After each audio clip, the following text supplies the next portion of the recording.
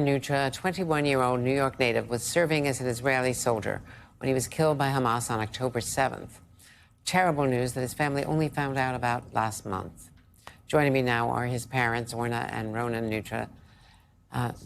Ronen, Orna, it's good to see you again. It's always good to see you and talk to you, but you must have a lot of mixed feelings going into this.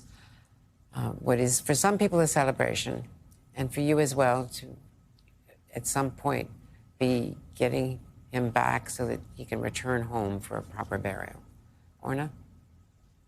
That's right, Andrea. For 422 days, we believed Omer was alive, and we were fighting for his life and to reunite with him. And about 6 weeks ago, we were notified that he was killed on October 7th. And at that time, we were questioning whether this had all been in vain. And we don't believe so. I think,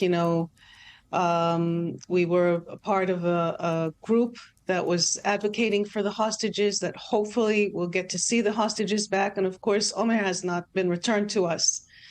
So Hamas has been holding on to them.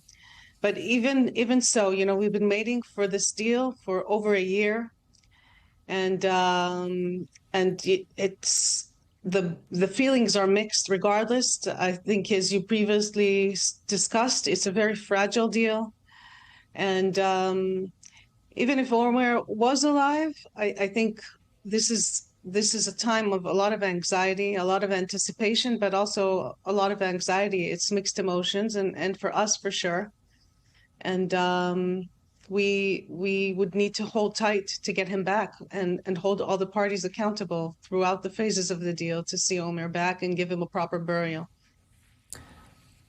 I know, Orna and Ronen, you're so balanced and so empathetic for the others. But Ronen, you must be feeling also, as some of your colleagues have told me, other families, that there's some stress and pain involved in that they will not be returned in the initial group, because this thing could fall apart at any minute. Yeah, it took such a long time to try and reach this moment. Right. We're extremely thankful for the Biden administration, for all the people in his administration that did so many efforts to try and bring us to this moment. We know that after the election, we asked the National Security Advisor team to work hand in hand with the incoming Trump team, which President Biden promised us that that's the case. And he met President Trump in the White House. Few hours after their meeting, we met, and he told us that that's exactly what's going to happen, and it did. They all worked hand in hand. We know that Steve Witkoff has been multiple times in Qatar working together with Brett McGurk, and we're very appreciative for that. But all hands on deck. This is a very sensitive time. We have to hold everybody accountable, including the mediators, Israel, and of course Hamas, and start to get the first phase going.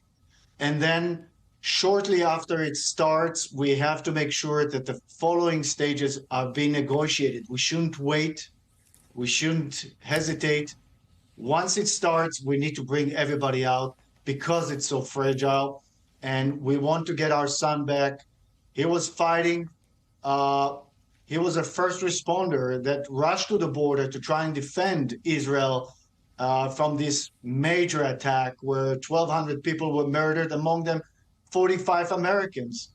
And we have to make sure that his death is not in vain and that we bring him to proper burial and respect him.